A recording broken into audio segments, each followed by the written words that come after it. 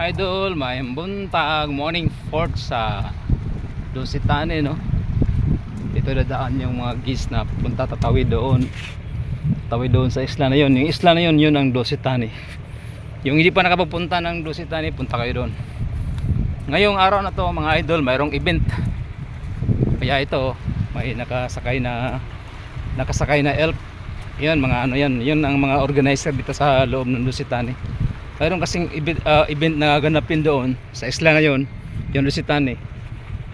Kaya ayan, mayroong roro, nakasakay yung elf, kasi yung elf yan ayun ay yung supplier, ano yan, yung organizer, kasi mayroong malaking event doon sa loob ng Dusitani, no, sa isla.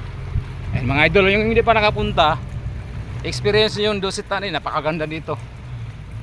Ito, mayroon pang ginagawang building para sa mga geese na nagwi-waiting patawid. Ito yung mga sasakyan dito nakapark, yung mga geese. Yung maluwag dito. Nandoon pa, may parking area pa doon. Sige mga idol, yung hindi nakapunta dito, experience yung Dusitani, napakaganda dito. Thank you for watching mga idol. Bye bye.